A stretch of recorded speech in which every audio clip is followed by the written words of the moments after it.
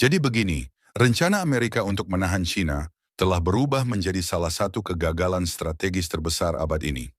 Dan ironinya, Washington bahkan tidak menyadari bahwa tembok yang mereka bangun untuk menahan Beijing justru berubah menjadi fondasi bagi kekuatan baru China. Selama bertahun-tahun, Washington yakin bisa menjinakkan Beijing. Mereka pikir tarif, sanksi, dan blokade chip akan memaksa China bertekuk lutut. Tapi Beijing bukan pecundang. Mereka tidak melawan dengan teriakan, mereka melawan dengan pembangunan. Ketika Amerika menutup satu pintu, China membuka 100 jendela baru.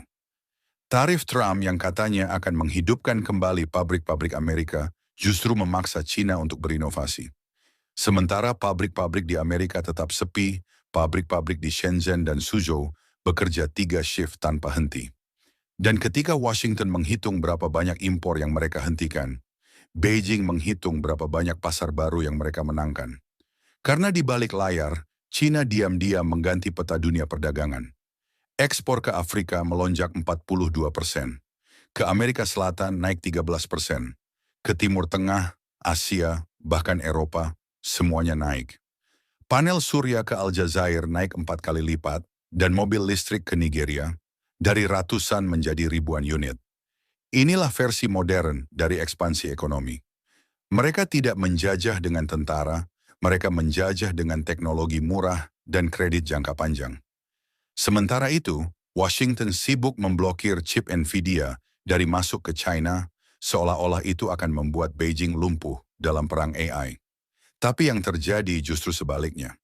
Larangan itu memaksa China untuk membangun seluruh industri semikonduktornya sendiri dari nol. Dan mereka melakukannya dengan cara yang Amerika bahkan tidak mampu tiru. Dengan subsidi energi, kontrol terpusat, dan perencanaan jangka panjang.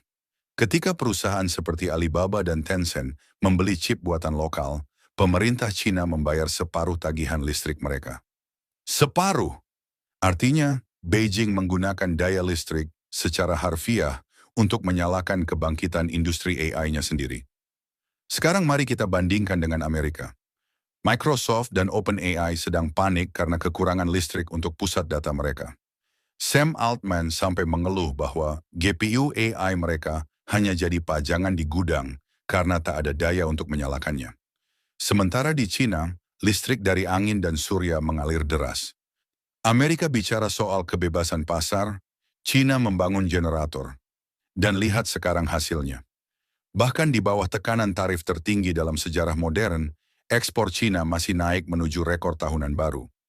Mereka menemukan pasar baru, pembeli baru, bahkan mata uang baru. Ya, mata uang baru. Karena inilah plot twist terbesar dalam kisah ini. China kini menyelesaikan hampir sepertiga dari seluruh perdagangan globalnya dalam yuan, bukan dolar. Artinya, dunia perlahan berhenti membayar dalam mata uang Amerika. Tahun lalu, yuan bahkan menyalip euro sebagai mata uang kedua, paling banyak digunakan dalam perdagangan global. SWIFT, jaringan pembayaran internasional, mencatat yuan sekarang menguasai 7,6% transaksi dunia, melonjak 4 kali lipat hanya dalam 3 tahun. Dan semakin banyak negara yang beralih ke yuan, semakin berkuranglah kekuatan Amerika untuk menggunakan sanksi sebagai senjata. Brasil, Argentina, Arab Saudi, Rusia, bahkan negara-negara ASEAN, semuanya mulai berdagang langsung dengan China. Dan seperti domino, pengaruh dolar perlahan runtuh. Dunia sedang membentuk 2 orbit ekonomi. Satu berpusat di Washington, satu lagi di Beijing. Pertanyaannya sekarang, siapa yang sebenarnya terisolasi? China atau Amerika? Karena lihat, di atas kertas, Amerika memang berhasil menurunkan impor dari China.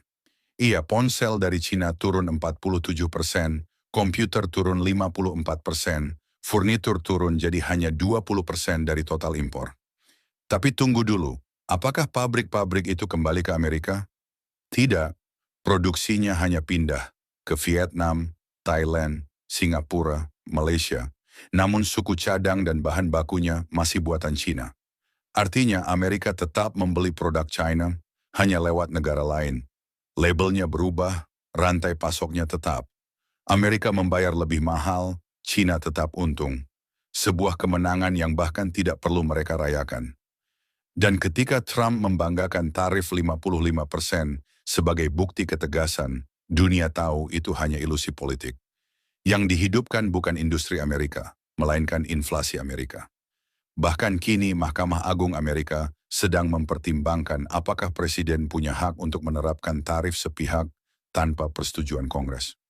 Bayangkan, negara yang mengklaim diri sebagai mercusuar demokrasi justru memeriksa kembali apakah presidennya terlalu otoriter dalam hal dagang.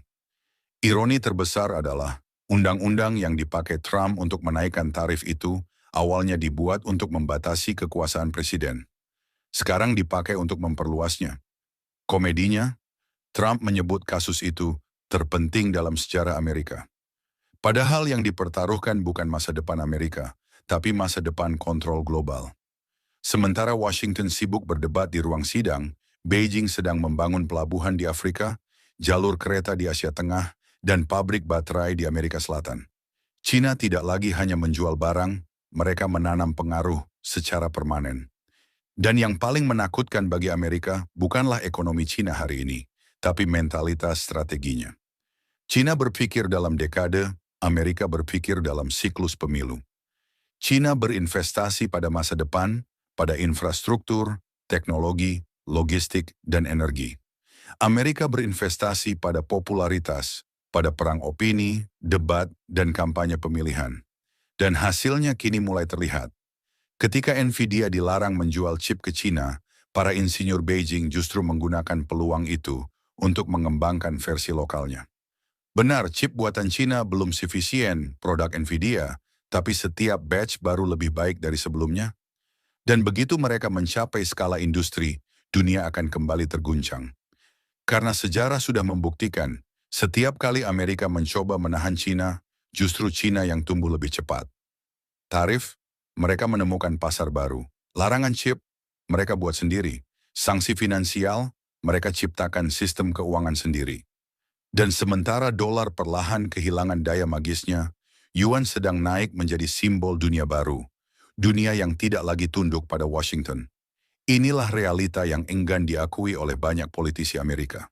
Bahwa rencana penahanan China tidak hanya gagal, tapi berubah menjadi pendorong utama kebangkitan Beijing.